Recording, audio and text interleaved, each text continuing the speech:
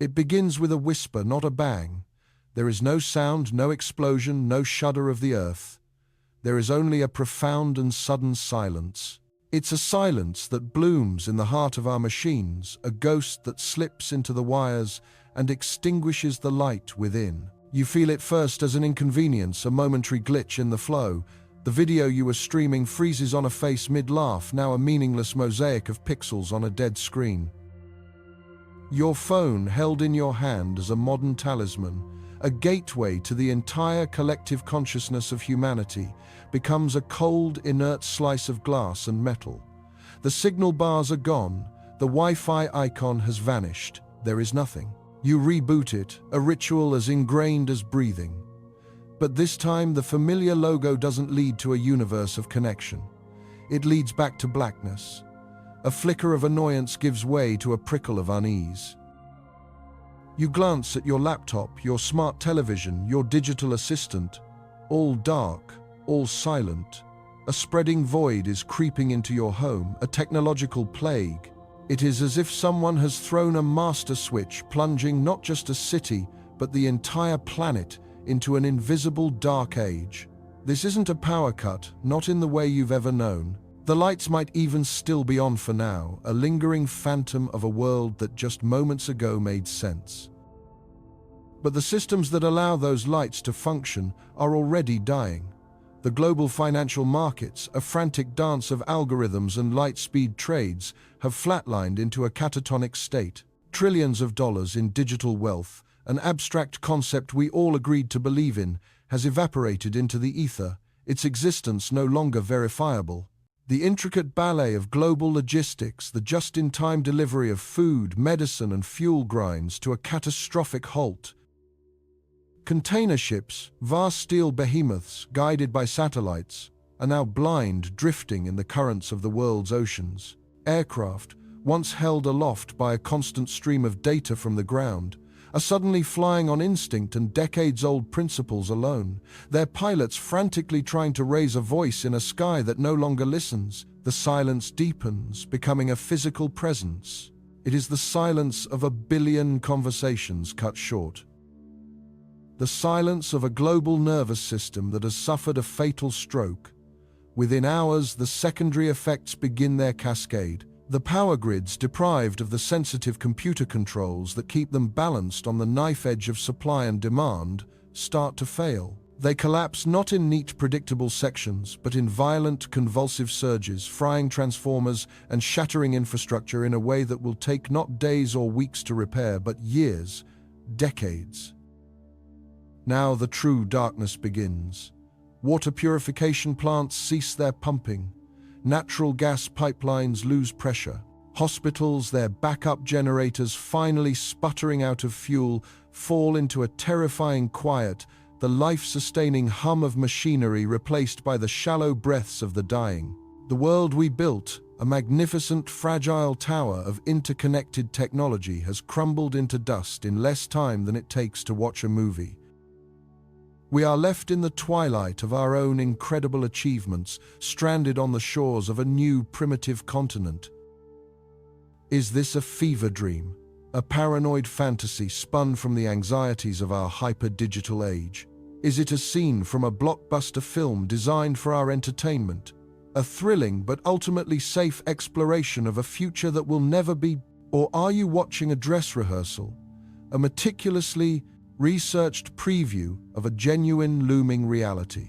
The terrifying truth is that this scenario is not just possible, it is, according to a growing chorus of concerned scientists, inevitable.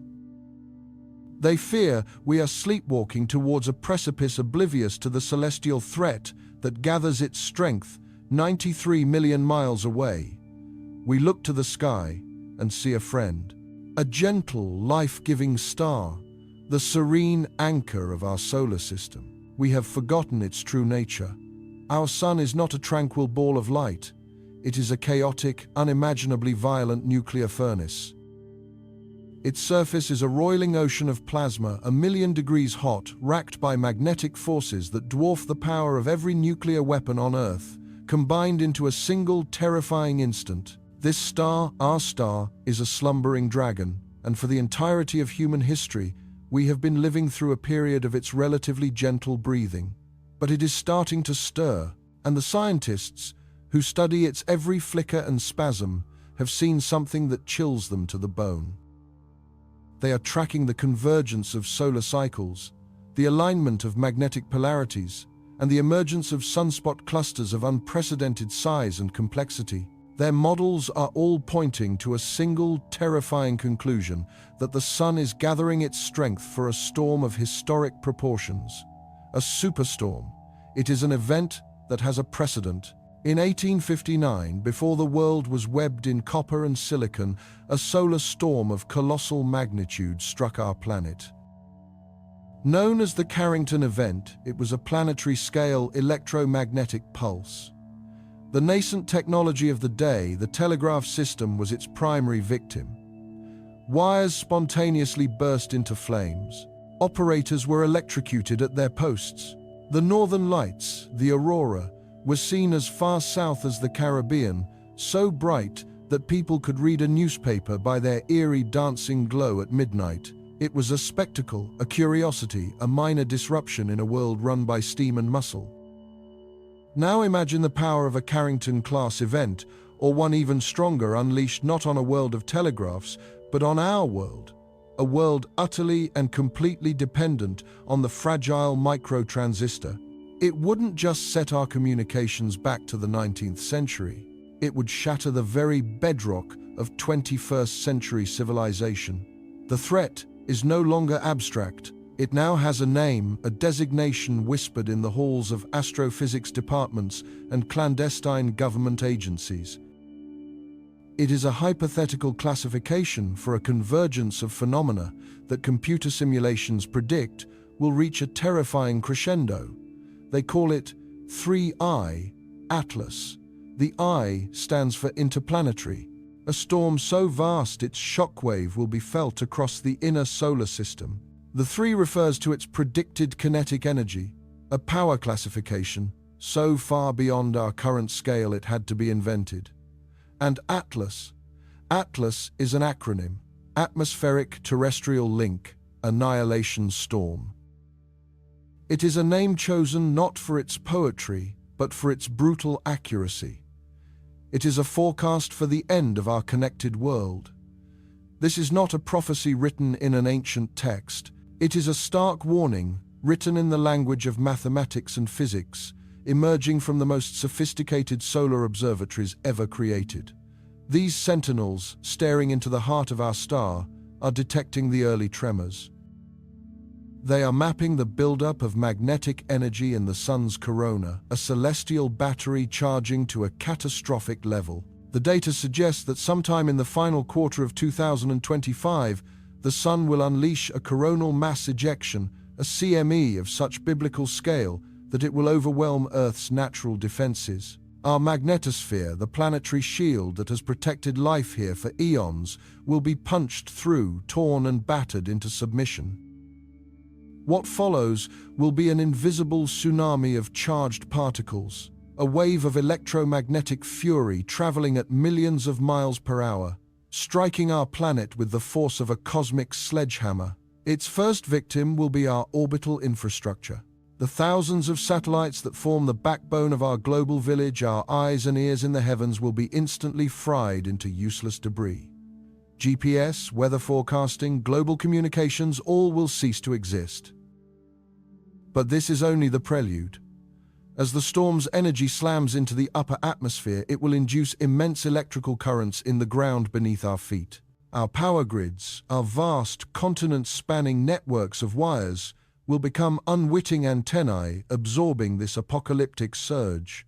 The intricate web that powers our existence will overload, and in a cascade of failures, it will burn itself out from the inside.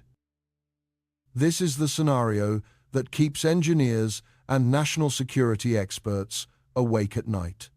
The so-called Internet apocalypse, a catastrophe that could, in a matter of minutes, render every digital device on Earth a useless relic of a lost civilization. This isn't a story about the end of the world.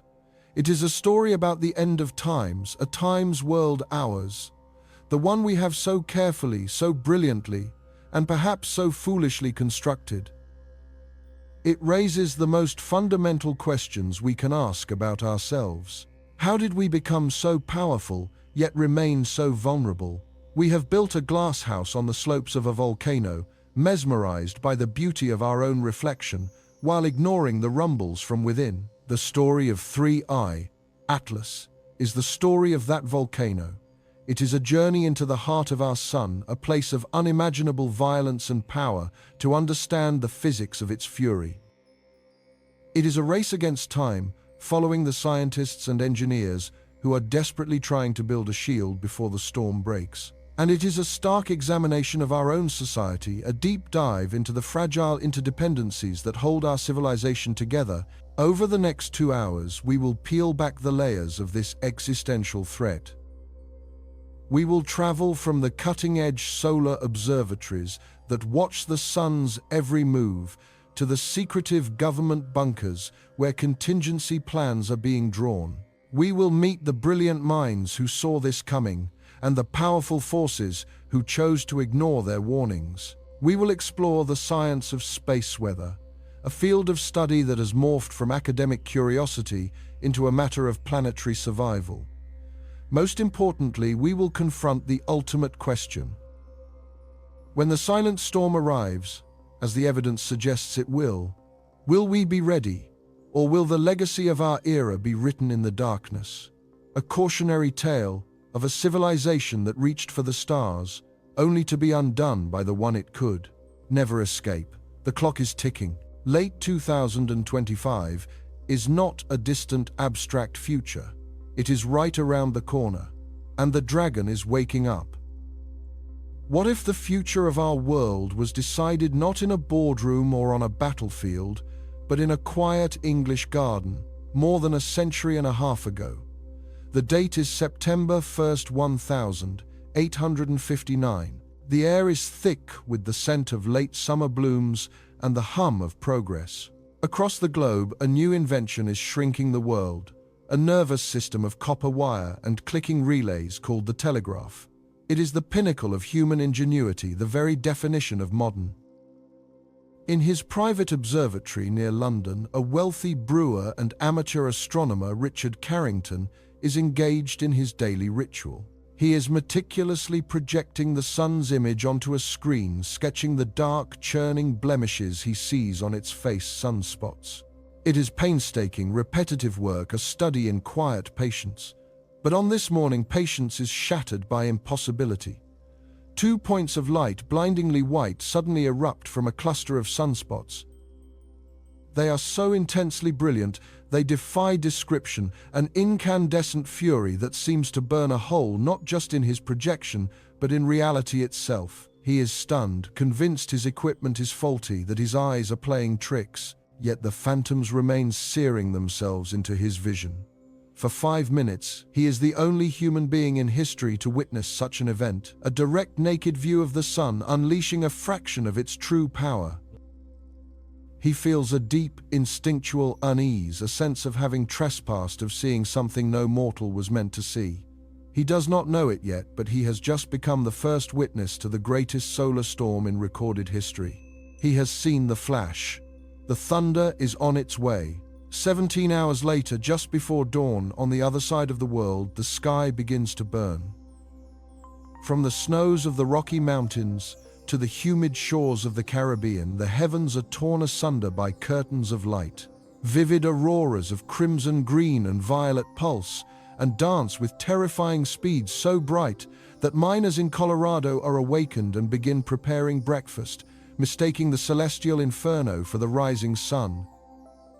In Cuba, sea captains log the appearance of rose-colored fire, while bewildered citizens in Honolulu gaze upwards at a spectacle that should only ever belong to the frozen poles of the Earth. It is a moment of profound planetary awe, a beautiful and terrible vision.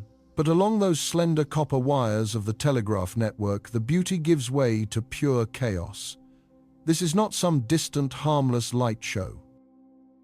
A phantom energy, an invisible electrical tide, is surging through the Earth itself, and the telegraph lines are acting as immense antennas channeling the storm. In telegraph offices across North America and Europe, the mundane clicking of machinery descends into a nightmare. Sparks leap from the transmission keys, delivering violent electric shocks that throw operators from their chairs. The delicate chemical papers used to record messages burst into flames, igniting fires in offices from Washington, D.C. to Paris. The system, humanity's great triumph over distance, is turning on its creators, and then the strangest thing of all begins to happen. Terrified operators under orders to try and restore communications disconnect their batteries, cutting all power to the lines, and the machines keep working. Messages continue to be sent and received for hours, powered by nothing more than the raw, untamed electricity of the sky. It is as if the planet itself has become a battery, and the aurora borealis is the current flowing through a global circuit. It is a ghost in the machine, a terrifying demonstration of a power we had built our world upon but fundamentally did not understand. The Carrington event, as it would come to be known, was a cosmic warning shot.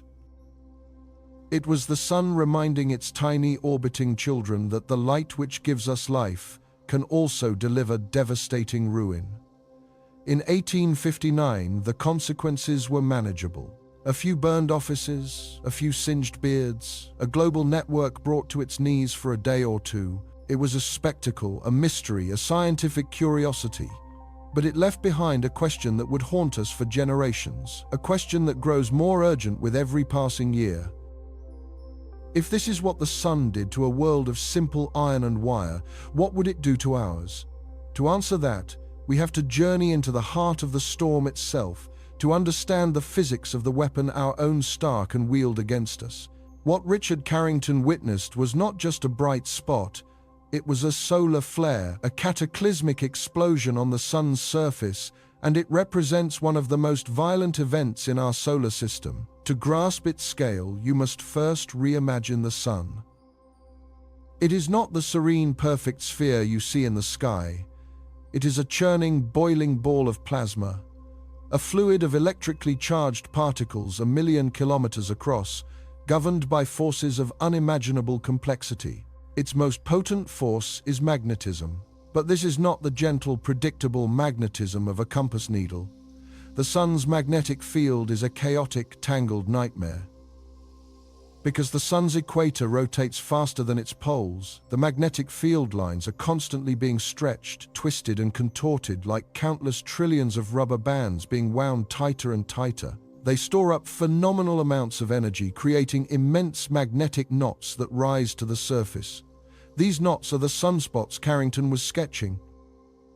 They are regions of intense magnetic activity cooler than their surroundings, and they are the loaded barrels of the sun's arsenal. Every so often, the tension becomes too much. The twisted magnetic lines, strained beyond their breaking point, suddenly snap and reconfigure themselves into a simpler, more stable shape. This process, known as magnetic reconnection, is catastrophically violent.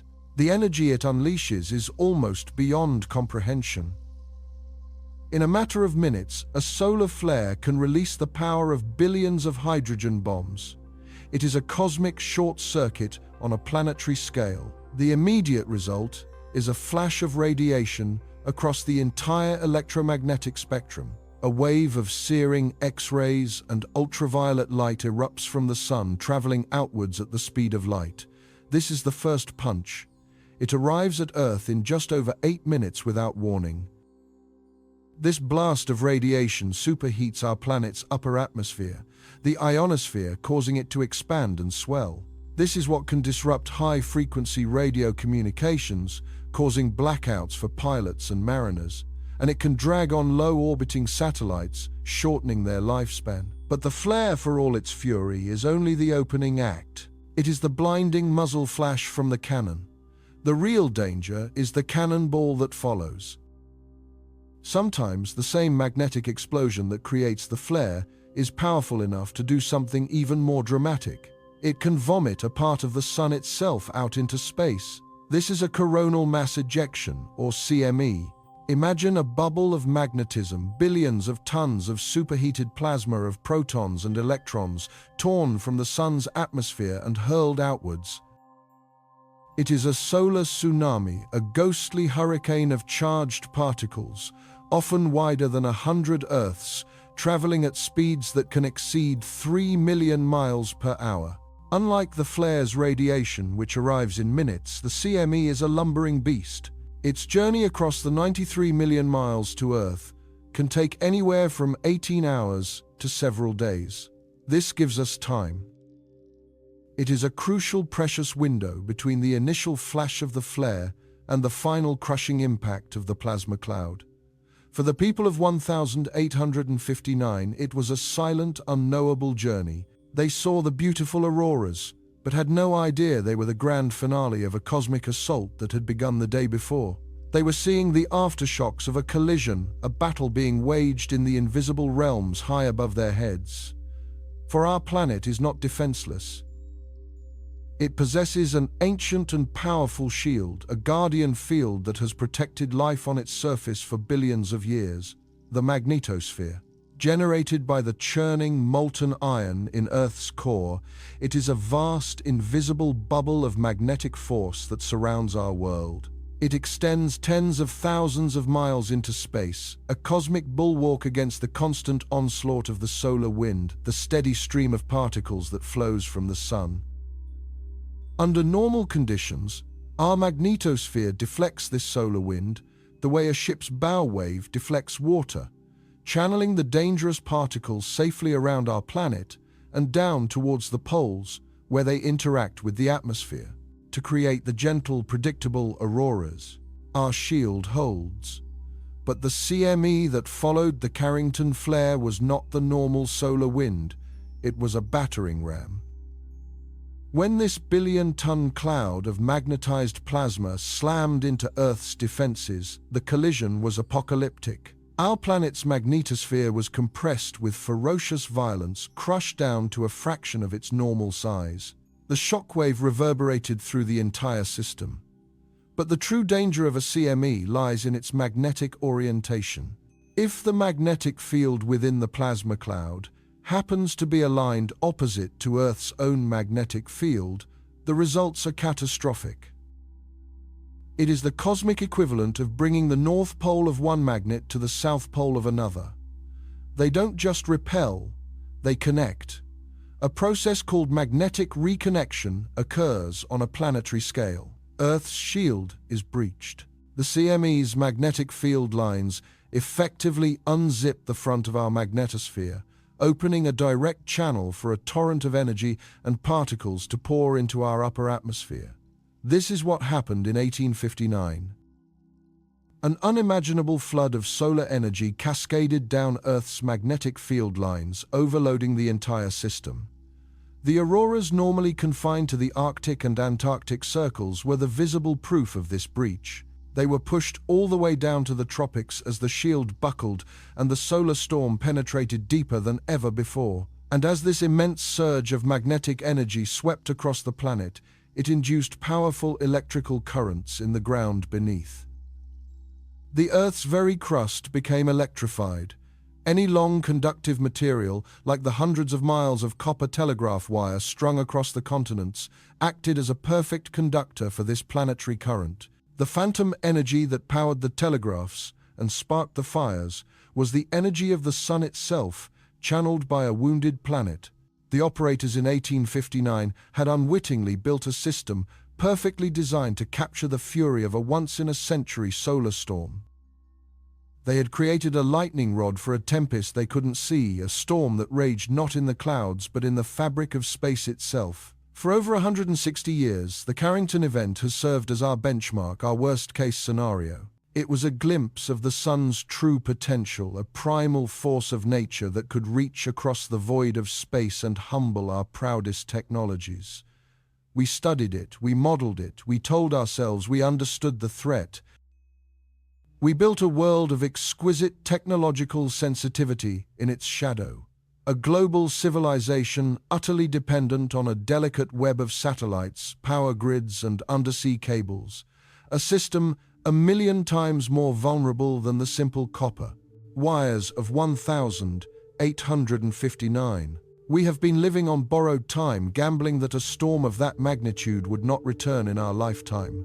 We told ourselves we knew the rules of the game. The sun is the source of the danger, the agent of chaos.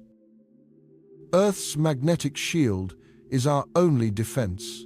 A simple, terrifying equation of power versus resilience. But what if that equation were about to change? What if the fundamental assumptions we have made about this cosmic threat are incomplete or worse, tragically wrong? The universe is rarely so simple, and it has now sent us a messenger from the outer darkness, a traveler whose arrival is set to introduce a new and terrifying variable into this ancient conflict between star and planet. A variable that could amplify the sun's fury in ways we are only just beginning to comprehend, transforming a known danger into an existential nightmare. The baseline threat has always been there, but now something is coming to stoke the flames. And so the die is cast. A colossal wave of charged particles, a phantom breath from our own star, has been unleashed upon the solar system. It is an invisible, silent tsunami crossing 93 million miles of vacuum at speeds that defy comprehension. But this cosmic artillery shell is not aimed at a planet of rock and ice. Its true target is something far more intricate, something far more fragile. It is aimed squarely at the global nervous system we have built for ourselves, the gossamer-thin web of technology that has become the defining feature of human civilization. We have wrapped our world in a second skin of light and logic, a digital ghost that animates every aspect of modern existence. In our relentless pursuit of connection and efficiency, we have constructed the most complex machine in human history. We just never wrote the instruction manual for what happens when its power source, the very star that gives us life, decides to turn against it. We have, without realizing it, built the perfect target. This vast interconnected architecture did not arise from a single grand design. It grew organically, explosively, a sprawling digital jungle that colonized the planet in less than a single human lifetime. It began as a whisper, a series of clicks between university laboratories, a curiosity for academics and the military. Then it blossomed. It became a marketplace, a library, a town square. Now, it is the fundamental substrate of our reality. Consider the simple act of buying a cup of coffee. That transaction, a fleeting moment of commerce, is in reality a global ballet. Your card, a piece of plastic containing a universe of data, speaks to a terminal. That terminal sends a query that might bounce from a local server to a regional data hub, then across the continent to a verification center, all before checking with a bank whose ledgers are synchronized across multiple time zones. The approval, a stream of ones and zeros, retraces that journey in reverse. All of this happens in the time it takes for you to say thank you. A miracle of speed and complexity, performed billions of times a day for transactions both trivial and monumental. Every dollar, every euro, every yen is now little more than a phantom, an electrical impulse flitting through silicon pathways. The world's financial markets are not housed in marble halls, but in humming server farms, where algorithms execute trades at the speed of light, moving trillions of dollars around the globe in a ceaseless 24-hour torrent. This river of digital wealth is the lifeblood of our society, funding our governments, paying our salaries, building our cities. Yet, its existence hangs by the most slender of threads. We have taken the tangible reality of gold bars and paper currency and transformed it into an ethereal promise, a shared belief encoded in magnetic memory and transmitted through pulses of light. We have built an empire of pure information, assuming with a breathtaking and perhaps reckless optimism that the infrastructure holding it all together would last forever. It is an assumption that has never truly been tested. This digital scaffolding supports much more than just our economy. It is the framework of our social lives, the repository of our collective memory. Our friendships are maintained through transcontinental data streams. Our histories, both personal and cultural, are stored on servers we will never see in clouds that are anything but vaporous. Our entertainment, our news, our political discourse, all are mediated through this single monolithic system. Even the most fundamental utilities of a modern city are now tethered to this network. Water purification plants are monitored and controlled remotely. Traffic flow is managed by interconnected sensors and adaptive algorithms. The logistics that deliver food to your local store rely on a constant flow of inventory data, shipping manifests and delivery schedules, a chain of information as vital as the chain of transport itself. We have become a species entirely dependent on a machine we barely understand, a planetary-scale utility that has woven itself so deeply into the fabric of our lives that we can no longer distinguish its threads from our own. We have built ourselves a magnificent and glorious glass house, forgetting that we live in a cosmic shooting gallery next to a star that has a history of throwing rocks.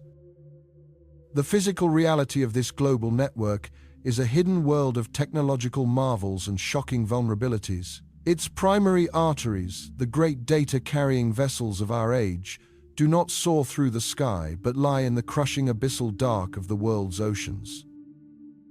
More than 99% of all international data traffic travels through a web of undersea fiber optic cables, a network of over 800,000 miles of glass and steel stretched across the most inhospitable terrain on 25 Team, the planet. These are the true conduits of the modern age. Each cable, no thicker than a garden hose, carries within it strands of pristine glass, each no wider than a human hair. Down these crystalline pathways, lasers flash billions of times per second, encoding our emails, our financial transactions, our conversations, our entire digital lives into a language of pure light. They are laid by specialized ships, unspooled, onto the ocean floor, where they must contend with earthquakes, undersea landslides, and the occasional curious shark.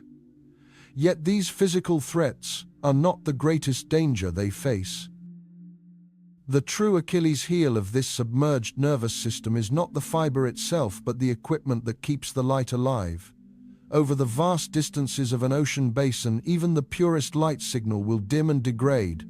To counteract this, the cables are studded with repeaters or amplifiers spaced every 30 to 50 miles along their entire length.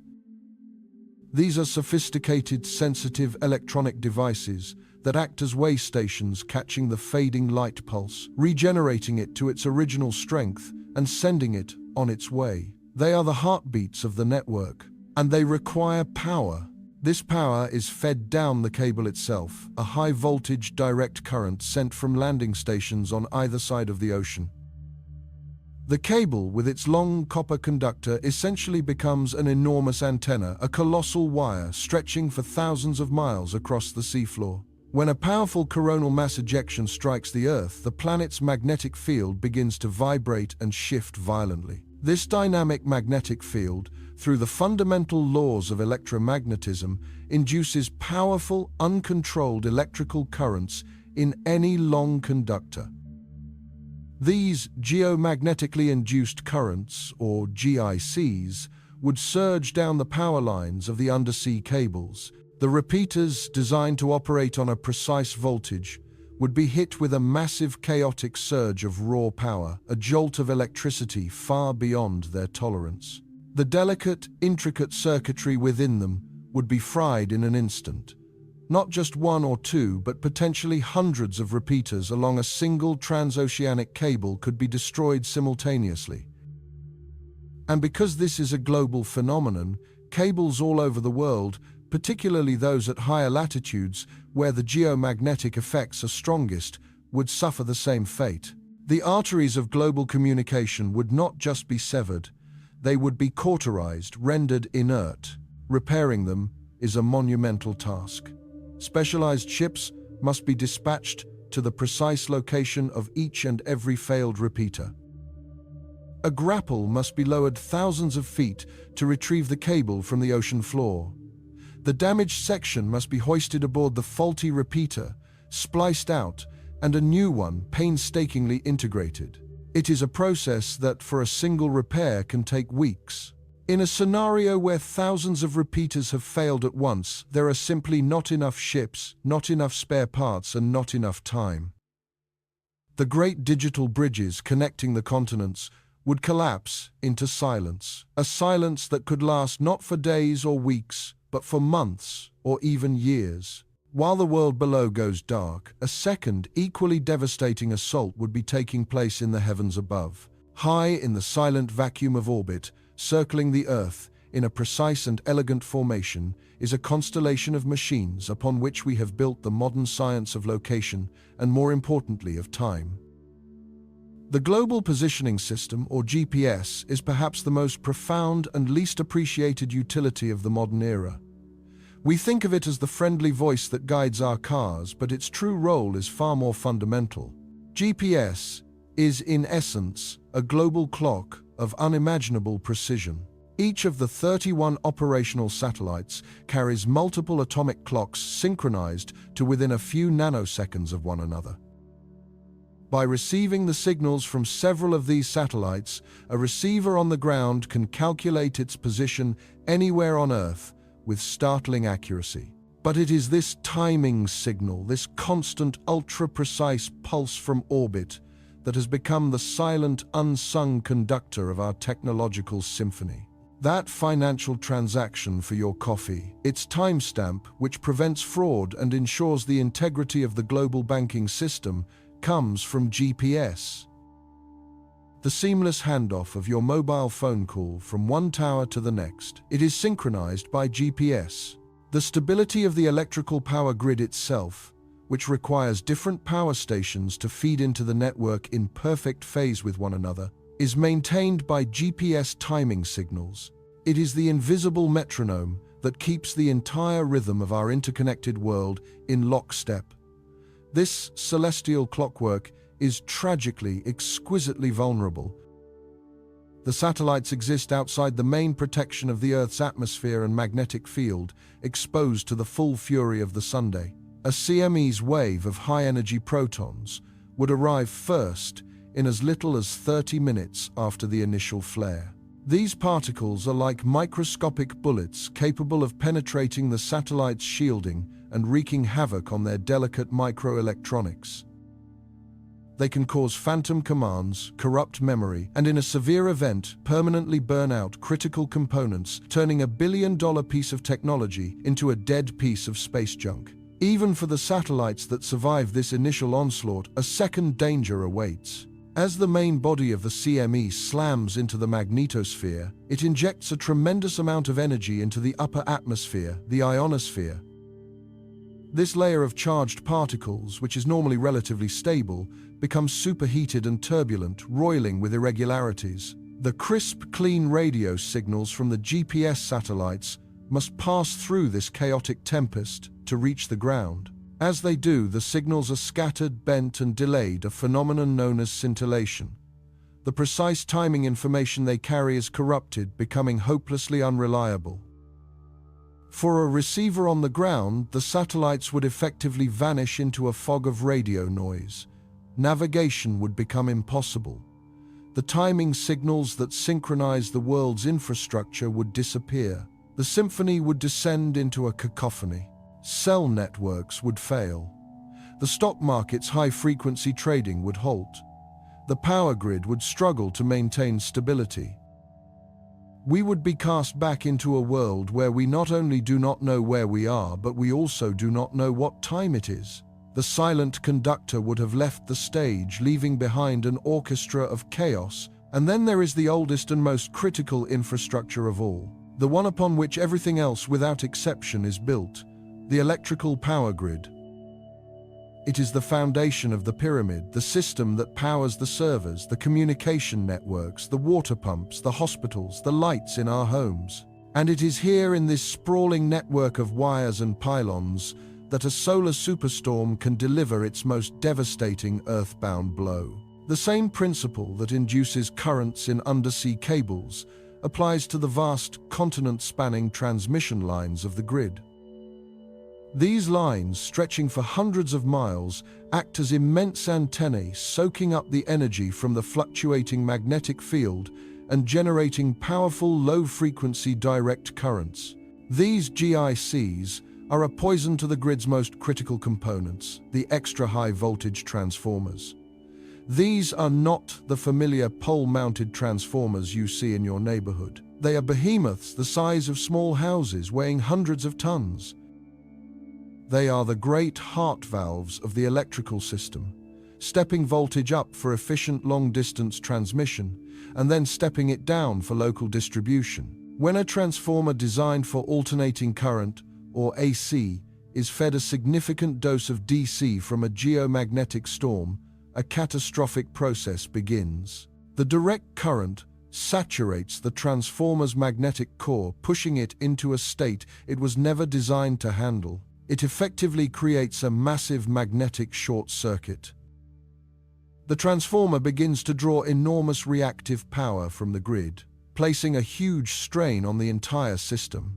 Simultaneously, the magnetic fields leaking from the saturated core induce eddy currents in the transformer's structural supports, its bolts, and its casing. These components begin to heat up rapidly and uncontrollably. The transformer, a device filled with thousands of gallons of insulating oil, starts to cook from the inside out.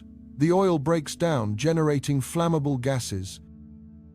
The internal windings, normally bathed in this cooling oil, can reach temperatures so high that their copper melts and slumps, creating a permanent fatal short. Within minutes, a machine that took years to build can be reduced to a multi-hundred-ton piece of molten slag. This is not a theoretical risk. During a powerful geomagnetic storm in 1989, the entire power grid of Quebec collapsed in just 90 seconds, plunging 6 million people into darkness. That storm was, by historical standards, a moderate one. A true Carrington-class event would not just cause a regional blackout, it would trigger a continental or even global cascade of transformer failures. And this is the terrifying crux of the problem. These giant transformers are not items you can buy off a shelf. They are custom-built, highly specialized pieces of equipment. Each one is designed and manufactured for its specific place in the grid. The lead time to build a new one, from order to delivery, can be anywhere from 12 to 24 months, and that is during normal times. There is no strategic reserve of these machines. There are very few factories in the world capable of building them. In a scenario where dozens or even hundreds of them are destroyed across a continent simultaneously, the manufacturing capacity to replace them simply does not exist. The lights would go out and they would not come back on for a very, very long time. This, then, is the anatomy of the perfect storm. It is not one single point of failure, but a confluence of interconnected, cascading disasters. It begins with the sun itself producing a CME that is not only powerful but also fast, giving us less time to prepare. Crucially, the storm must be aimed directly at us, a cosmic bullseye, and it must have the right magnetic orientation. If the magnetic field embedded within the CME cloud is aligned to the south, it will efficiently cancel out a portion of the Earth's own northward-pointing magnetic field, opening a gateway for a torrent of energy and plasma to pour into our upper atmosphere. This is the scientific key that unlocks the door to planetary-scale disruption. It creates a storm of unprecedented intensity, one that induces crippling currents in our undersea cables, fries our orbital infrastructure, and brings our electrical grid to its knees. For decades, scientists and engineers studied these risks in isolation. The power engineers worried about transformers. The satellite operators worried about orbital debris and solar protons. The telecommunication experts worried about cable cuts. Each saw a piece of the puzzle. But a frightening new understanding is now dawning within the scientific community, the dawning of the awareness of systemic risk, the realization that these are not separate vulnerabilities, but deeply dangerously intertwined. A failure of the power grid means the internet's server farms go dark. It means the GPS ground stations cease to operate. It means the landing stations for the undersea cables lose power. A failure of GPS means the power grid loses its ability to stay synchronized, making a collapse more likely. A failure of the internet means the logistics to repair any of this infrastructure break down, You cannot order a new transformer if the communication and financial systems are offline. You cannot dispatch repair crews if there is no fuel, because the pumps at the gas station are electric. Every system depends on every other system in a fragile, circular, and entirely untested loop. We have not built a series of independent networks.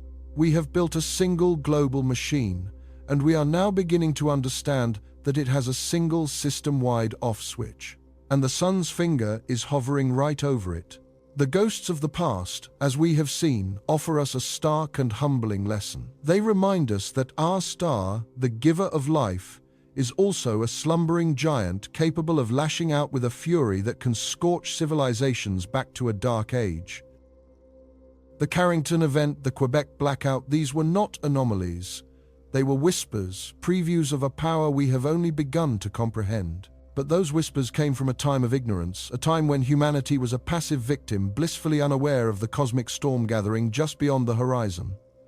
We are no longer in that age of innocence. We are no longer blind. For the first time in the 4.5 billion-year history of our planet, a species has developed the audacity to stare directly back into the sun's fiery gaze. We have surrounded our star with a fleet of sentinels, a celestial network of unblinking eyes that monitor its every breath, every tremor.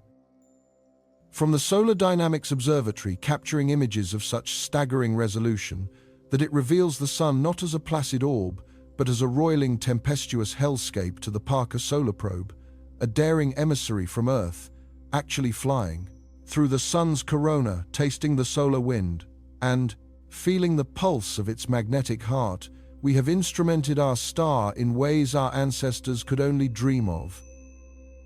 These missions are humanity's early warning system, our watchtowers on the cosmic shore. Yet seeing is not the same as understanding, and understanding is not the same as predicting. For decades, the data pouring back from these probes was an overwhelming flood, a chaotic symphony of light and energy that defied easy interpretation. Forecasting a solar storm was more art than science, akin to predicting a single rogue wave in the middle of a planetary ocean. We could see the sunspots, those dark, complex blemishes on the solar surface, and we knew they were the wellsprings of violent eruptions. We could measure the twisting of their magnetic fields, the solar equivalent of a coiled spring, but we never knew with any certainty which one would snap, or when, or how hard. The process was reactive, a constant scramble after the fact. This, however, began to change with the dawn of a new kind of intelligence. Not on a distant world, but right here on Earth. Deep within the climate-controlled sanctums of supercomputing centers, a quiet revolution was taking place. Scientists began to build a digital twin of our sun, a virtual star born from petabytes of observational data and the fundamental laws of physics. This wasn't just a picture. It was a living, breathing simulation, a complex mathematical construct that could model the flow of plasma from the core to the corona, a gravitational gyroscope spinning in the void of cyberspace. They fed this digital entity everything we knew: the 11-year ebb and flow of the solar cycle, the subtle vibrations detected by helioseismology that reveal the secrets of its interior, the intricate dance of magnetic field lines as they emerge, tangle, and violently reconnect. For years, these models grew more and more sophisticated, learning the sun's moods, its rhythms, its violent temperament. They began to move beyond simply explaining what had already happened. They started to whisper about what was yet to come, and in the late 2010 seconds, as the simulations grew ever more powerful, assimilating real-time data from our solar fleet, a new methodology emerged. It was called predictive modeling, but that name feels too sterile, too academic. This was something more. This was a form of digital prophecy grounded not in mysticism but in magnetohydrodynamics.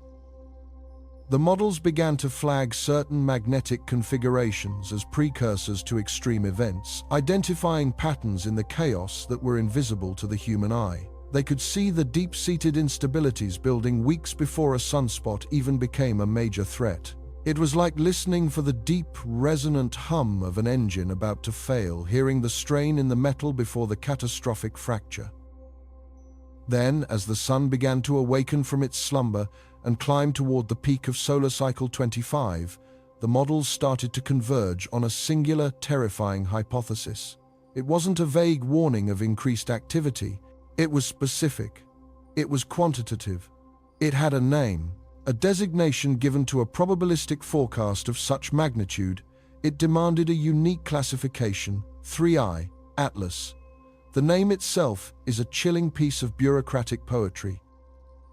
Atlas stands for the Advanced Terrestrial Solar Link Analytical System, the network of observatories and supercomputers that collectively serve as the program's brain. It is the system that holds up our shield, trying to warn us of the heavens' wrath. But it's the first part of the designation 3I that truly defines the threat. It stands for Impending Interconnection Impasse. A clinical, almost mundane term for an event that has the potential to sever the very connections that define our modern world. It is the scientific community's carefully chosen code for the internet apocalypse. 3I, Atlas, is not a comet. It is not an asteroid. It is a prediction, a ghost in the machine. It is the culmination of all our watching and all our learning, a statistical nightmare that has coalesced from the intricate dance of solar physics.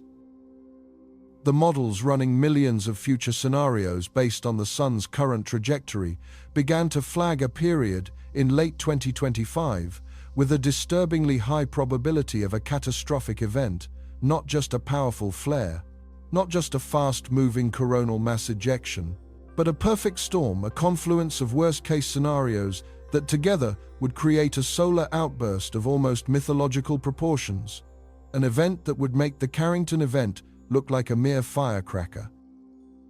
So, what is the anatomy of this predicted monster? What makes the 3I Atlas forecast so uniquely terrifying? First, it anticipates not one eruption but a series of them, a cascading failure across the face of the sun in a process known as sympathetic flaring. The models predict the emergence of several colossal magnetically complex sunspot regions, all clustering on the Earth-facing side of the sunday. When the first one erupts, the sheer force of its magnetic realignment will send a shockwave through the sun's corona, destabilizing the others like a chain of celestial dominoes. Instead of a single localized blast, we could be facing a solar hemisphere on fire, erupting with a coordinated planet-drenching fury. From this synchronized cataclysm, the 3I Atlas model predicts the launch of multiple CMEs, vast clouds of magnetized plasma, each containing billions of tons of solar material. But this is where the scenario becomes even more sinister. The initial CMEs, powerful in their own right, will be followed by a subsequent eruption, one that is even faster, even more energetic. This trailing blast will act as a cosmic predator. It will race through the solar system, catching up to and consuming the clouds ahead of it. This is a phenomenon known as a cannibal CME, and the result is a single amalgamated monstrosity of a storm front. It becomes denser, its internal magnetic fields become more tangled and complex, and it carries a kinetic energy that is exponentially greater than its individual parts. It is a solar tsunami, sweeping up everything in its path, growing in power and complexity as it hurtles toward the inner solar system. Yet even this colossal power is not the most dangerous aspect of the 3I Atlas prediction. The true destructive potential of any solar storm lies in a specific crucial detail: its magnetic orientation. Think of Earth's magnetosphere, our planetary shield, as a locked door. Most CMEs arrive with their magnetic field oriented in a way that doesn't fit the lock. They batter the shield, causing beautiful auroras and minor disruptions, but they cannot get in. The magnetosphere, for the most part, holds.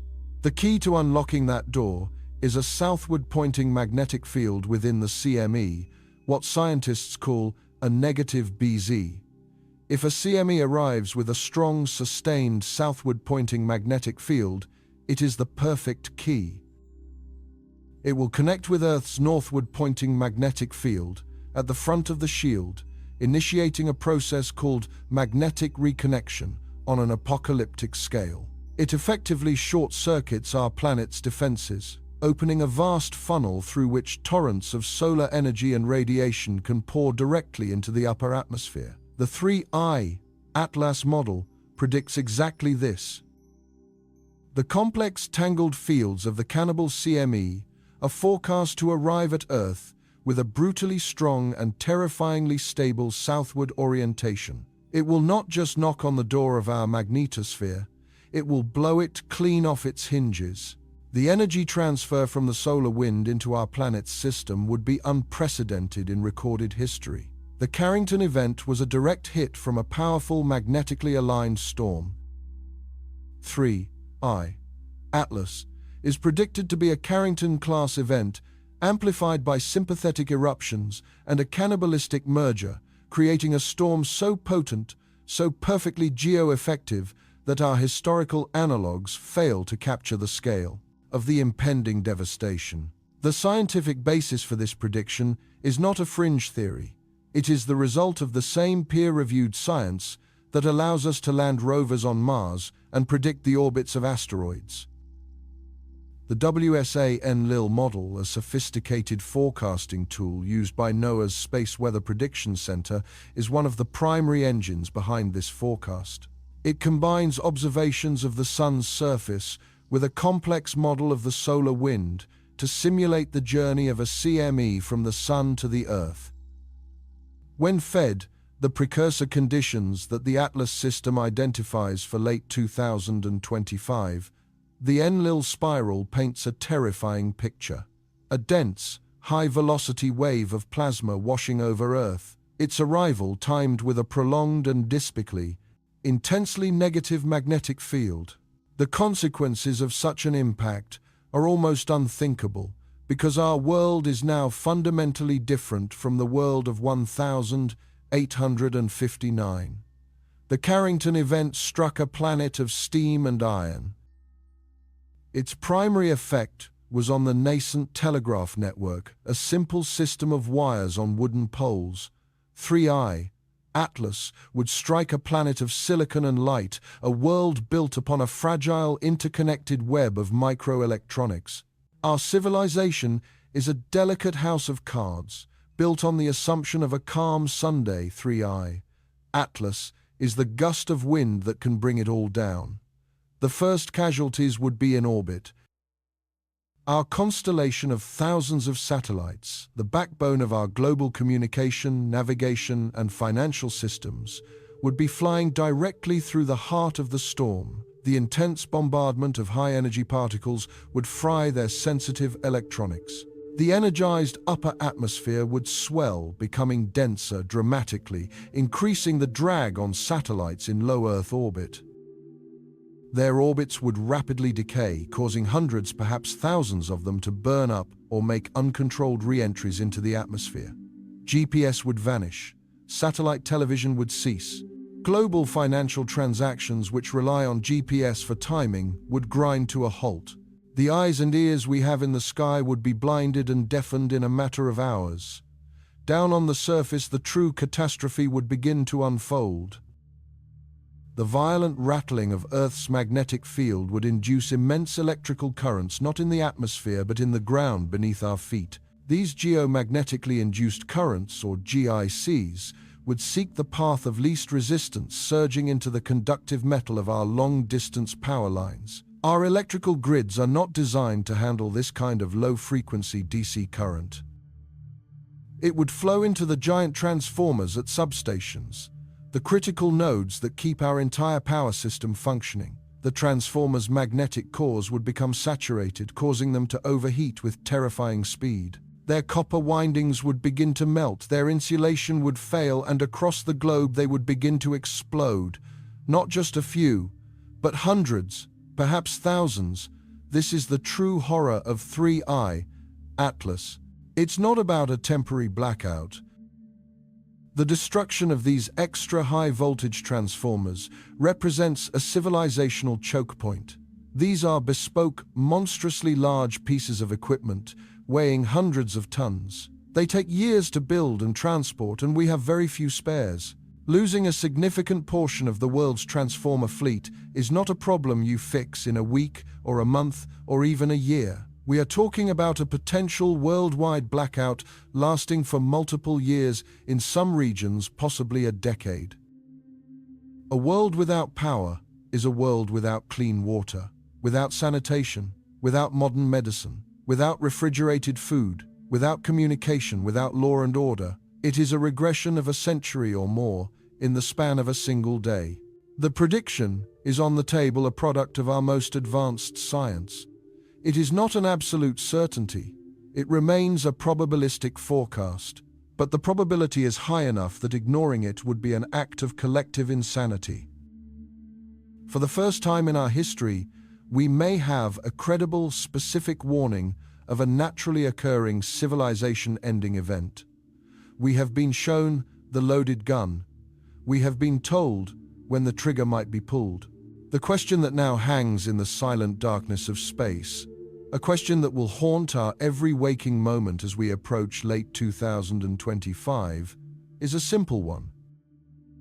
Now that we can see it coming, what in the world are we going to do about it? And so, after its long, silent journey across the void, the wave arrives. It is not a thing of sound or fury, not a spectacle of light that can be witnessed from a window. It is an invisible tsunami of charged particles, a phantom surge of magnetic force, striking Earth's protective shield, not with a bang, but with a deep planetary hum. The aurora, that celestial whisper of the poles, would ignite in a terrifying global scream, a riot of impossible colors painting the skies even at the equator. A beautiful, silent and lethal prelude to the great unwinding. For in that moment, our technological civilization, the intricate web of light and data we have woven around the globe over the last century, suffers a planetary stroke. The first and most critical domino to fall is the one that powers all others, the electrical grid. You must understand, the grid is not merely a network of wires. It is the copper circulatory system of the modern world, and the plasma from 3I Atlas is a universal poison injected directly into its veins. The incoming magnetic field induces massive, uncontrolled surges of direct current into the alternating current system, what engineers call geomagnetically induced currents, or GICs. To the grid, this is like pouring molasses into the delicate gears of a Swiss watch. The high-voltage transformers, the hulking house-sized behemoths that serve as the load-bearing columns of our entire electrical infrastructure, begin to groan under the strain. They are designed to handle immense power, but not this kind. Not this relentless alien surge. Inside their steel casings, their copper windings begin to saturate, to overheat at a catastrophic rate. The insulating oil that cools them boils away, its chemical structure breaking down. The hum from the substations, a familiar background noise of urban life, would rise in pitch to a desperate metallic shriek. And then, one by one, or in devastating regional cascades, they fail. They do not simply switch off. They die violently. An explosion of superheated oil and shrapnel, a plume of toxic black smoke, marking the grave of a city's power. This would not be a localized blackout, a temporary inconvenience remedied in hours. Simulations run by the world's leading energy commissions paint a picture of continental-scale collapse. Hundreds of these extra high-voltage transformers, the irreplaceable linchpins of the entire system, would be pushed past their breaking point, their intricate internal structures fused into useless slag. Here lies the cold, hard logistical nightmare from which there is no quick recovery. An EHV transformer is not an off-the-shelf item. Each one is a bespoke piece of industrial art, weighing hundreds of tons, requiring specialized rail cars to move, and taking 18 months to 2 years to build. We do not have vast warehouses filled with spares. The global manufacturing capacity for these giants is profoundly limited. To replace even a dozen would be a monumental effort. To replace hundreds would be the work of a decade spent in the dark. The initial 72 hours would be a descent from confusion into primal fear. First, the lights flicker and die, plunging homes, streets, and entire cities into a darkness unseen for generations. Backup generators at hospitals and emergency centers kick in their diesel engines, a temporary reprieve, a ticking clock measuring their dwindling fuel reserves. But the fundamentals of modern life would have already vanished. Water pumps would cease to function, silencing the flow to millions of homes. Heating and cooling systems would go inert, leaving populations vulnerable to the elements. The world you know, the world of effortless convenience, would be gone. It would evaporate in a single silent instant, leaving behind a bewildered humanity blinking in the unfamiliar gloom, unaware that this is not an interruption but a new, long-lasting reality. With the grid shattered, the second domino, our global nervous system collapses almost simultaneously. The internet, the very namesake of this apocalypse, would be the first casualty. Submarine cables, the glass threads that weave the continents together into a single conversation, are powered by stations on land. As those stations lose power, the data flows cease. The web of light connecting humanity would be severed, but the damage would be far more profound. Low Earth orbit, the bustling superhighway of our communication and navigation satellites, would become a shooting gallery. The same charged particles that cripple the grid would slam into the delicate microelectronics of these orbital assets. Solar panels would degrade, onboard computers would short-circuit, and their finely tuned gyroscopes would be sent into an unrecoverable spin. The global positioning system, the silent, unsung hero of the modern age, the system that governs everything from your phone's map to the timing of global financial transactions, would be among the first to be blinded. The effect would be a great silence, a sudden and total sensory deprivation for our interconnected species. Imagine your phone, your tablet, your computer becoming nothing more than a useless slab of glass and plastic. No calls, no texts, no news from across town, let alone across the ocean. The relentless flood of information that defines our era would be reduced to a single terrifying word: nothing. The world would shrink instantly, its boundaries defined by how far you could walk or shout. Families would be separated with no way of knowing if loved ones just a state away are safe.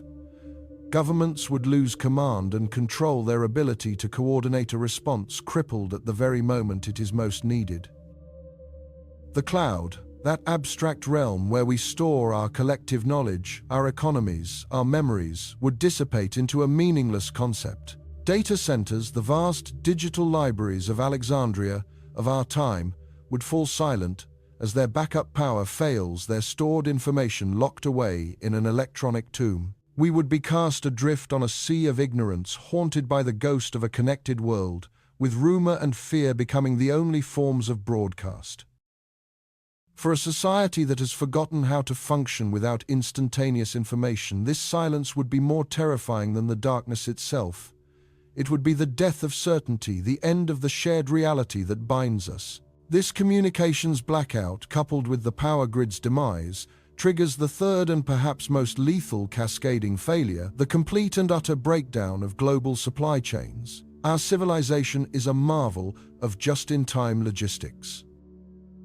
The food on your table, the medicine in your cabinet, the fuel in your car, none of it is stored in vast local reserves. It is in constant motion, a river of goods flowing ceaselessly across oceans and continents, managed by algorithms that depend on power and connectivity. In the world after 3i, Atlas, that river runs dry overnight.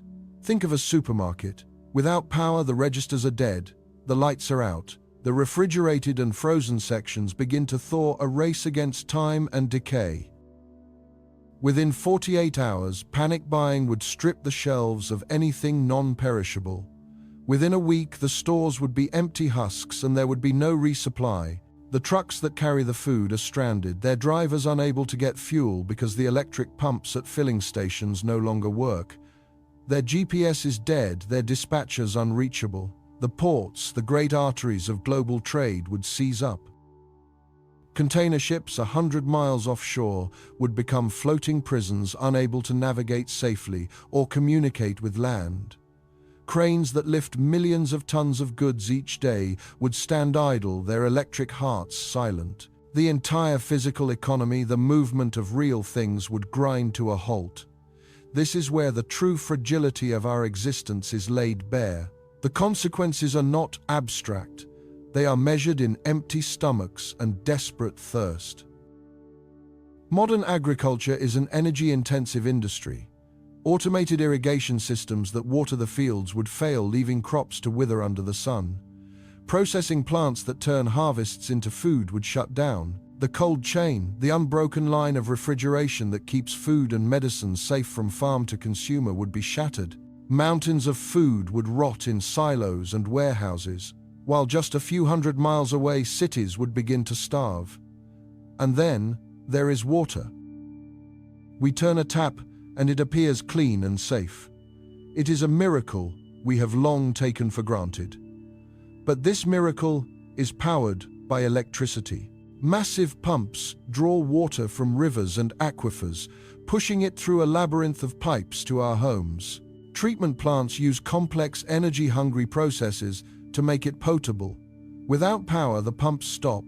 The purification process ends. Whatever water remains in the reservoirs is all there is, and it will quickly become contaminated. Cities would face a choice between dehydration and disease. This is the point where the veneer of modern society begins to crack under an unbearable strain, revealing the primitive vulnerabilities beneath. The challenges would become medieval in their simplicity: find water, find food, stay warm, stay safe. The complex problems of the 21st century would be replaced by the brutal, stark necessities of survival. Every system we built to insulate ourselves from nature would have failed, leaving us exposed and unprepared. The final domino is society itself. When the pillars of power, communication, and sustenance crumble, the structures of law, order, and economy are not far behind. The financial system as we know it would cease to exist in a matter of hours. The global markets are not physical places. They are a torrent of data, a collective abstraction running on servers that would now be dark. Your bank balance, your mortgage, your stocks, your retirement fund, all of it would become a string of inaccessible code. ATMs would be inert monuments to a bygone age of easy cash. Credit cards would be useless plastic. The world's wealth, so intricately tied to the digital realm, would be trapped, its value plummeting to zero as the system that gave it meaning collapses. Without a functioning currency, commerce would revert to barter, a desperate and inefficient trade of physical goods. This economic implosion would catalyze a social one. As resources dwindle, as hunger and thirst become daily realities, the social contract begins to fray. How do you maintain order in a city of millions when there is no communication, no light, no running water, and dwindling food? Emergency services would be overwhelmed, their own personnel struggling with the same crises as the populace. Hospitals, the last bastions of hope, would become scenes of unimaginable tragedy. Life support systems would fail. Sterile environments would become contaminated. Doctors would be forced to practice a desperate form of battlefield medicine without electricity, without access to records, and with a rapidly expiring supply of modern pharmaceuticals. The intricate division of labor that defines our society, where one person grows the food, another treats the sick, another maintains the power lines, would shatter. Everyone would become a generalist in the art of survival. The trust that binds communities together would be tested to its breaking point and beyond.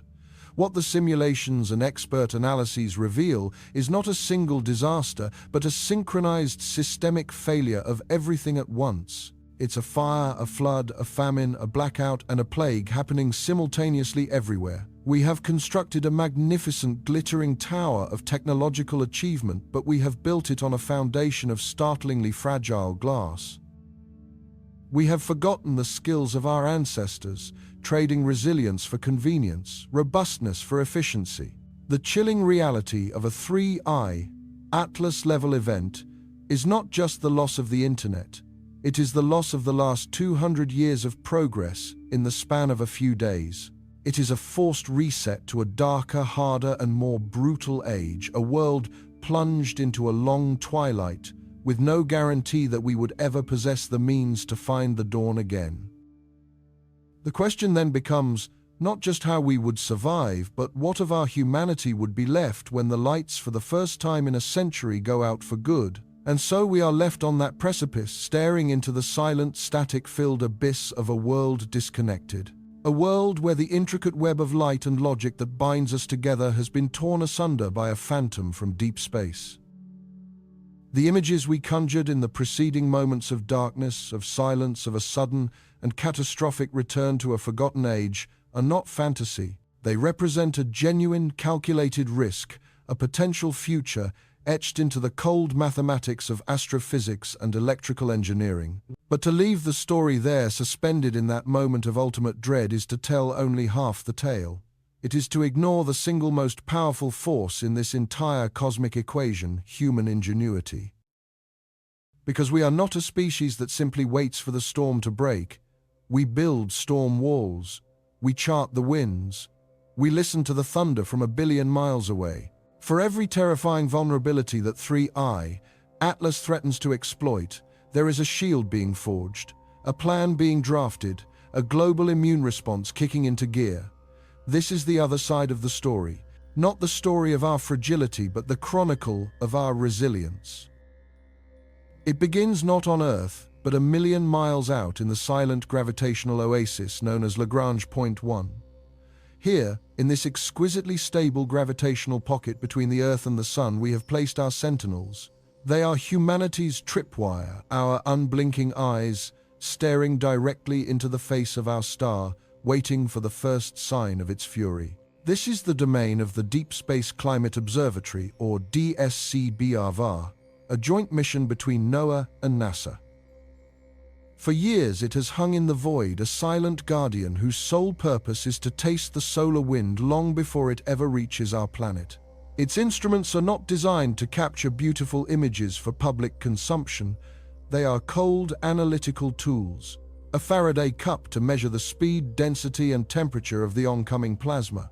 A magnetometer to feel the subtle contortions in the interplanetary magnetic field, the invisible tendrils that will guide the storm. When 3I, Atlas, finally makes its fateful pass, and the Sun responds with that predicted cataclysmic eruption, DSC Viva will be the first to know. It will be engulfed by the wave of charged particles, its sensors screaming a silent digital alarm across the void. That signal, traveling at the speed of light, will outrace the CME itself, which travels at a mere fraction of that velocity. The time difference between that first warning and the storm's arrival at Earth is our most precious commodity. It could be as little as 15 minutes or as much as an hour, a fleeting, terrifyingly brief window, but in that window a world of preparation can unfold. Yet DSC-UVR is not alone in its vigil. It is part of a sophisticated, multi-layered celestial network, an orchestra of observation. Orbiting alongside it is the Advanced Composition Explorer, or ACE, a seasoned veteran of space weather prediction. For over 2 decades, ACE has been sampling the Sun's outflow, creating an unparalleled library of solar behavior. Its data allows forecasters to refine their models, to understand not just that a storm is coming, but its specific character, its magnetic orientation, its density, its internal structure. This detail is everything. A CME with a northward-pointing magnetic field might deliver a glancing blow to our magnetosphere, a spectacular but largely harmless light show. But one with a southward orientation, the kind scientists fear 3I, Atlas will provoke, is the planetary equivalent of a key fitting a lock. It is perfectly aligned to pry open our magnetic shield and pour trillions of tons of energetic particles directly into our upper atmosphere. ACE gives us the intelligence to know which kind of enemy is at our gates. Further back, a silent titan, the Solar and Heliospheric Observatory, or SOHO, watches the Sun's surface itself. A joint project of ESA and NASA, SOHO does not wait for the storm to arrive. it watches it being born.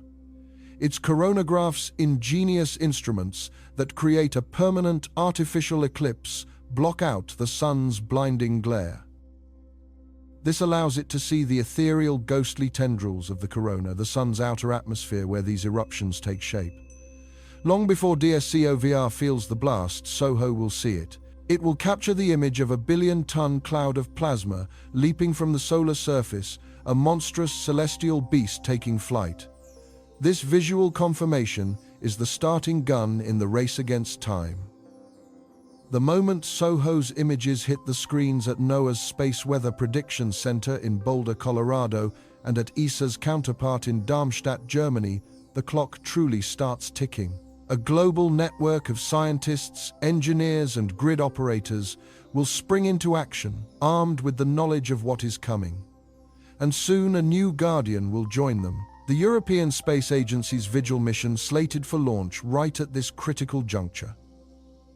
Positioned at Lagrange point 5, it will view the Sun from the side-tracking solar storms as they barrel through space. This unique vantage point will give us unprecedented insight into a CME's trajectory and evolution, turning our predictions from educated guesses into high-fidelity forecasts. This is not a passive observation. It is an active planetary-scale defense system, a symphony of data flowing from the void to the Earth, all designed to buy us one thing: time. With that precious gift of time, the focus shifts from the celestial to the terrestrial. It shifts to the vast, sprawling, and shockingly vulnerable nervous system of our modern world, the electrical grid. The primary threat here is an invisible enemy, a phantom current born from the interaction between the solar storm and the Earth's own magnetic field. Geomagnetically induced currents, or GICs, they are the silent assassins of our electrical infrastructure. As the magnetosphere flexes and contorts under the solar onslaught, it generates powerful, low-frequency electrical fields on the ground. Long transmission lines stretching for hundreds of miles act like massive antennae picking up these rogue fields. The result is a surge of direct current DC electricity flowing into a system designed exclusively for alternating current, or AC. This is like pouring syrup into the delicate mechanics of a Swiss watch. The DC current floods the massive transformers at the heart of our substations, the critical nodes that step voltage up or down for transmission. It pushes the transformer's magnetic core into saturation, causing it to overheat violently. Internal temperatures can skyrocket in minutes, warping windings, degrading insulation, and literally melting tons of solid copper. The result is catastrophic failure, not a simple blackout, but the physical destruction of a multi-million-dollar piece of equipment the size of a house, an asset that takes months, sometimes years, to build and replace. Losing hundreds of these simultaneously would not be a blackout. It would be a grid collapse from which recovery could take a decade. Facing this existential threat, engineers have been engaged in a quiet, desperate race to fortify these steel hearts of our civilization. The solution is an elegant piece of electrical engineering known as a GIC blocker or a series capacitor. Installed in the connection between the transformer and the ground, it acts as a kind of sophisticated one-way gate. It allows the normal high-frequency alternating current of the grid to pass through unimpeded, but it presents a formidable wall to the slow-moving, low-frequency direct current of a GIC. It is, in essence, an electrical filter, a safety valve, that can divert the poisonous phantom current safely into the Earth before it can reach the transformer's vulnerable core. The technology is proven. The challenge is one of sheer scale and cost. Retrofitting thousands of high-voltage transformers across a continent is a monumental undertaking. It requires taking critical parts of the grid offline, transporting massive equipment, and performing complex installations.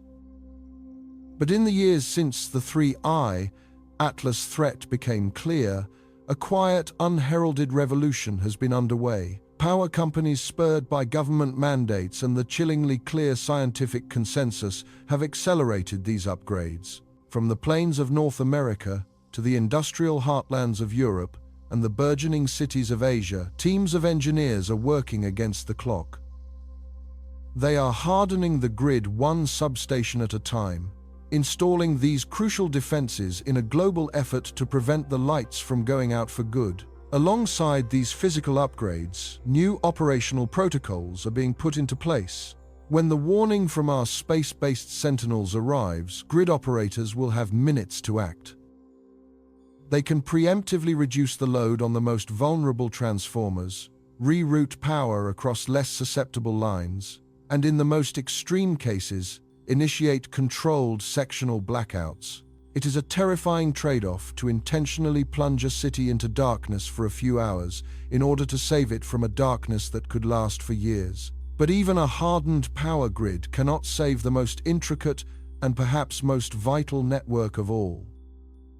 The very fabric of the 21st century is woven from threads of glass lying on the floors of our oceans. The submarine fiber optic cables that carry over 99% of all international data are the true circulatory system of our globalized world. Every email, every financial transaction, every video call, every piece of data flowing between continents travels through these undersea conduits at the speed of light. The glass fibers themselves, carrying photons of light, are immune to the electromagnetic fury of a solar storm. But the cables are not simply passive strands of glass. To push a signal across an ocean, the light must be amplified every 40 to 60 miles. This task falls to a series of devices spliced into the cable known as repeaters or amplifiers. These are the Achilles heel of the Internet. Each repeater is a sophisticated piece of electronics powered by a high-voltage electrical conductor that runs the entire length of the cable from one shore to the other. These continent-spanning copper wires are in effect the longest electrical conductors on the planet. They are therefore exquisitely sensitive to the very same geomagnetically induced currents that threaten the power grid. A powerful CME would induce a massive, uncontrolled voltage spike along these conductors flowing from the Earth through the grounding stations on either coast. This surge would be more than enough to fry the delicate electronics within hundreds of repeaters simultaneously. An entire transoceanic cable representing terabits of data capacity could be rendered inert in a single instant. The loss of one or two cables can be managed. Data can be rerouted. But the simultaneous loss of dozens of cables across the Atlantic and Pacific would shatter the global internet. Continents would be cut off from one another. The flow of data would not slow down, it would stop. The financial markets would freeze. The logistics that power global trade would collapse. The world's digital heartbeat would fall silent.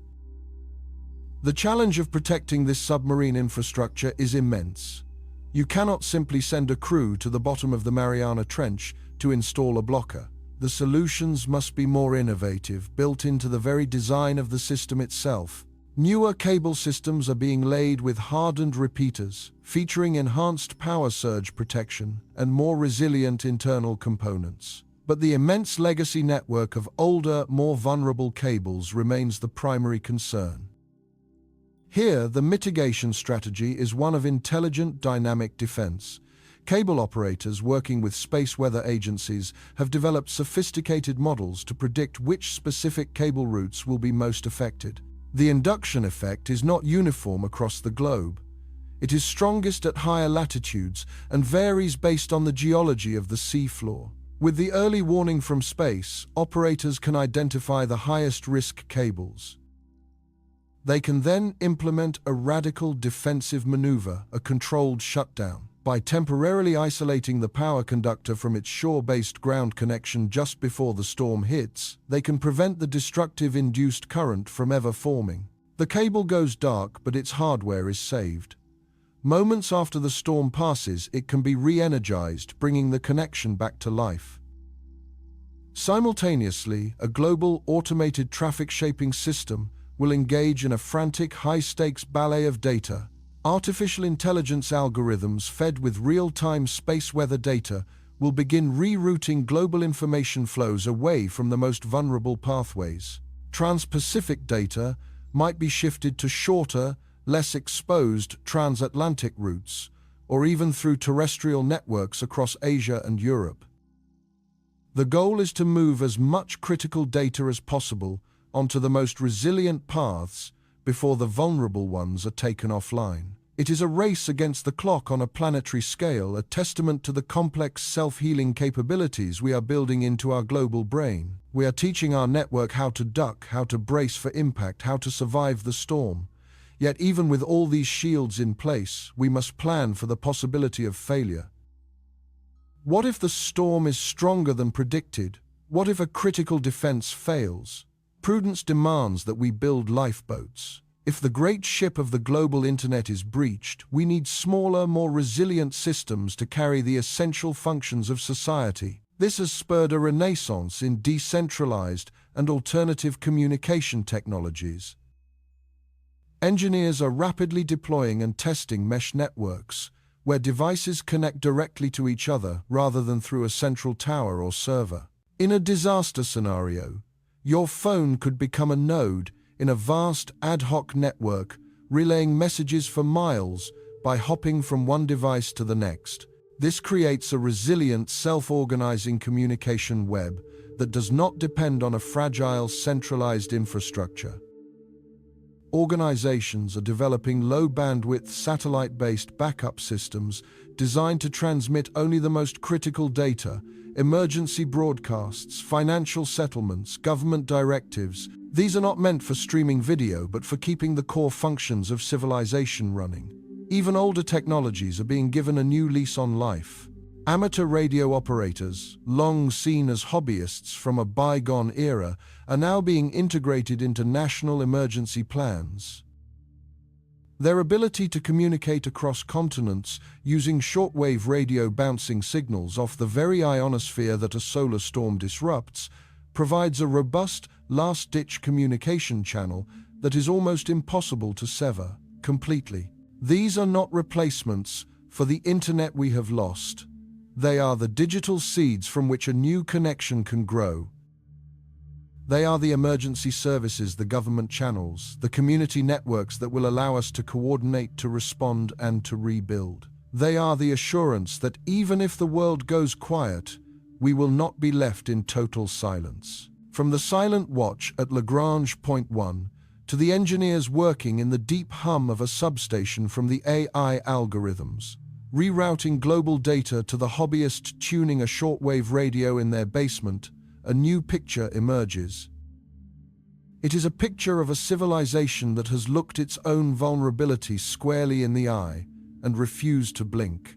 This is an unprecedented mobilization of science, engineering, and international cooperation, all focused on a single invisible threat from a star 93 million miles away. The shields are being raised. The protocols are being written. The lifeboats are being launched. We are preparing not for the end of the world, but for the storm of a lifetime. And yet, for all our technology, for all our brilliant preparations, a profound and unsettling uncertainty remains. A plan on paper is one thing. The chaos of a global crisis in its final frantic hours is another entirely. The technology can only provide a warning. The truly critical decisions will still fall to human hands. When that final signal arrives, when the clock shows we have mere minutes left, the ultimate test will not be of our circuits or our software. It will be a test of our nerve, our trust, and our collective will to act. And so we arrive at the final, unavoidable truth. Our long journey together, which began in the flickering gaslight of 1859, with a lone astronomer's hand-drawn sketches of an impossible solar flare, has brought us to this precipice of the 21st century. We have traveled from a past of scientific curiosity, where the sun's fury was a spectacle that made telegraph machines spit fire, to a present defined by a profound and terrifying codependence. The ghost of that 19th century storm, the Carrington event, is no longer a historical footnote. It has become the foundational blueprint for a potential global catastrophe. A warning scrawled in magnetic ink across the annals of time. We have seen how that singular event, once an isolated marvel, was merely the first whisper of a conversation our star has been having with us for the entirety of our existence. We have followed the tangled threads of causality, from the sun's churning plasma heart, a thermonuclear furnace, forging the very light and heat that gives us life, to the delicate continent-spanning nervous system of our digital civilization. We traced the path of a transient visitor, the comet 3I Atlas, recognizing how its passage served not as the agent of our doom, but as a cosmic catalyst, a gravitational signpost that compelled us once again to lift our gaze from our screens and look to the heavens. It was a stark reminder that we live within a dynamic, violent system where threats can emerge not just from the cold, distant dark, but from the brilliant, life-giving heart of our own solar system. The comet was a distraction that ironically refocused our attention on the one object in the sky we so often take for granted, the true and ever-present source of both our vitality and our vulnerability. Through this exploration, we have been forced to confront a chilling paradox. The magnificent technological tapestry we have so carefully woven, the very thing that connects us, empowers us, and defines our modern age, is also our Achilles' heel. Every submarine fiber optic cable snaking across the ocean floor, a conduit for the world's knowledge and commerce, becomes a potential antenna for a geoelectrically induced current ready to be fried from within.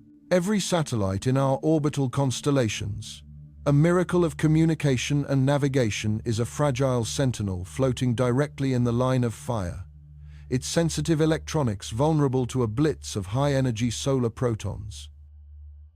Our power grids, the circulatory system of our society, are vast interconnected metal networks susceptible to a catastrophic surge that could plunge billions into a sudden, protracted darkness. This is the central thesis we must now carry forward from this examination. The so-called Internet apocalypse is not a work of science fiction. It is a clear and present danger grounded in the unchangeable laws of physics and the self-inflicted realities of our technological design. The threat is real, its potential consequences devastatingly severe. Yet, and this is the most critical revelation of our entire journey, this dark future is not an inevitable fate. It is not a destiny written for us in the solar winds. We are not helpless observers awaiting a cosmic judgment. The story of humanity has always been one of confronting the raw, untamed power of nature, from the first fire we learned to control, to the dams we built to tame raging rivers, to the breakwaters we constructed to hold back the fury of the sea. The challenge posed by our own sun is simply the next great chapter in that epic saga, a test of our foresight, our ingenuity, and most importantly, our unity. The knowledge of the coming storm is not a curse, it is a gift. It is the ultimate head start, a period of grace granted to us by the cosmos itself, and how we choose to use this precious fleeting time will define the century to come. What we do now, in the relative quiet between the great solar tempests, determines whether our digital age becomes a footnote in history or the foundation for a resilient, star-faring future. The path forward, the blueprint for our survival and prosperity, rests upon a tripod of concerted, unwavering global action. The first leg of this crucial structure is unprecedented international cooperation. The sun, in its awesome power, recognizes no borders, no ideologies, no political disputes. A coronal mass ejection launched towards Earth is a planetary event, an indiscriminate wave of energy that will wash over every nation in its path. Our response, therefore, must be equally global and indiscriminate in its solidarity. This means the free, open, and instantaneous sharing of all space weather data from every observatory on the ground and every satellite in the sky. It demands the creation and maintenance of a unified global warning system, a network where an observation from the European Space Agency can immediately inform grid operators in North America and Asia, giving them those precious critical Ws of 1000 W, hours, or even just minutes, to execute protective shutdown procedures. We must build a world where the science of heliophysics transcends nationalism, where researchers in Beijing, Boston, and Berlin work not as competitors, but as a single coordinated team of planetary guardians. The very interconnectedness that makes us vulnerable must become the source of our collective strength, turning our global village into a global fortress. The second leg of this vital tripod is a massive and crucially sustained investment in the science of space weather prediction. We have come so far from Carrington's simple drawings, now possessing spacecraft that can look directly into the sun's boiling atmosphere, and AI models that can simulate the complex dance of its magnetic fields. But our understanding remains incomplete. Our forecasts are still probabilistic, not certain. We must move beyond this state of educated guesswork. This requires funding the next generation of solar observatories, placing new cosmic sentinels at the L1 and L5, Lagrange points, positions in space that grant us a stereoscopic 360-degree view of the sun's entire surface. With such a comprehensive perspective, the blind spots from which sunspots can rotate into view and erupt without warning would be eliminated forever. We must pour resources into developing the sophisticated artificial intelligence capable of sifting through petabytes of solar data in real-time learning to recognize the subtle precursors to a catastrophic eruption with a speed and accuracy that no human team could ever hope to match. This is not an esoteric scientific pursuit for a select few. It is as fundamental to our 21st century security as meteorology is for hurricane prediction, or seismology is for earthquake preparedness. We must empower our scientists, giving them the tools they need to turn the science of solar forecasting from a reactive art into a predictive powerhouse. The third and most tangible leg of our survival strategy is the hardening of our infrastructure. Knowledge and warnings are meaningless if we lack the physical capacity to act upon them. This is the great unglamorous and absolutely essential work of engineering our resilience from the ground up. It means retrofitting our national power grids with robust fail-safes and capacitors capable of absorbing or redirecting the immense geomagnetic currents of a superstorm. It means redesigning our power transformers, the vulnerable heart of the grid, to withstand these electrical deluges.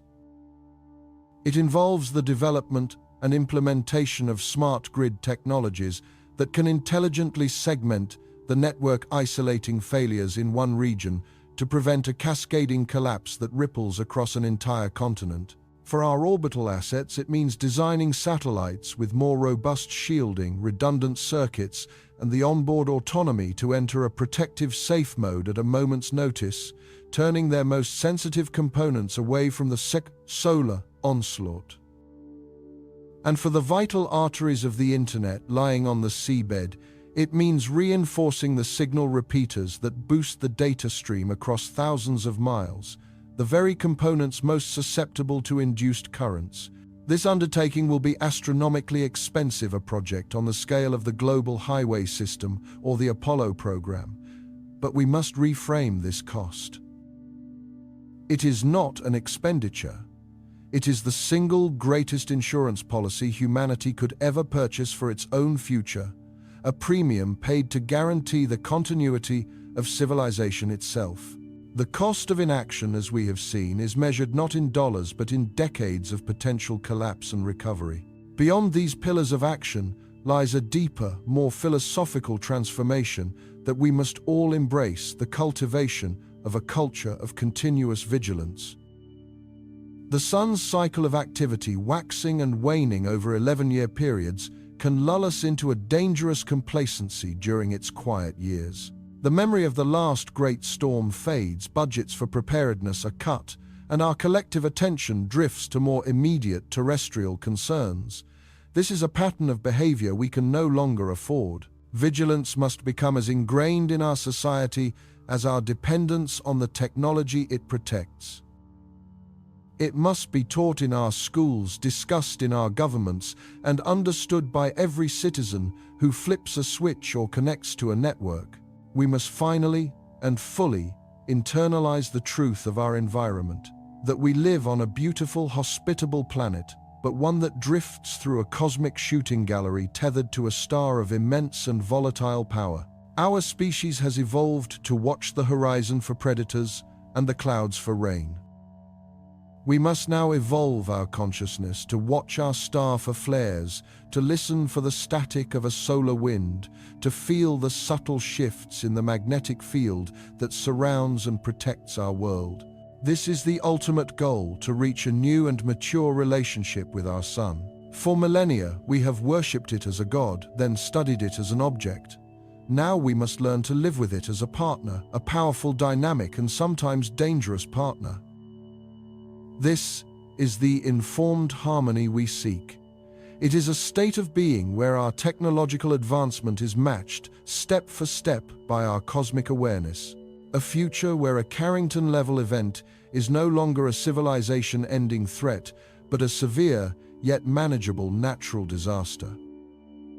A time when global alerts are received with calm, practiced efficiency, when grids are powered down in controlled sequences, when satellites are put into hibernation, and when humanity waits out the storm with its core infrastructure intact, ready to reboot and reconnect when the all-clear is given. This future is not a distant dream. It is within our grasp. It is built not with fear, but with foresight. It is forged not by luck, but by labor. Look up at the sun. Feel its warmth on your face. Recognize it not just as the giver of life, but as a constant reminder of the grand, intricate, and powerful universe in which we are privileged to exist.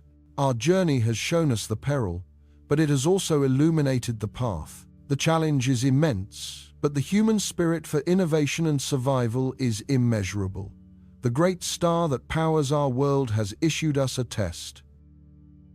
And now, with our eyes wide open, fully aware of the stakes, and armed with the knowledge we have gathered, we have the chance to provide the one answer that truly matters. To work together to build a resilient world and to secure our digital legacy among the stars, ensuring that the light of human civilization is never ever extinguished. The future is not dark unless we choose to close our eyes to the light.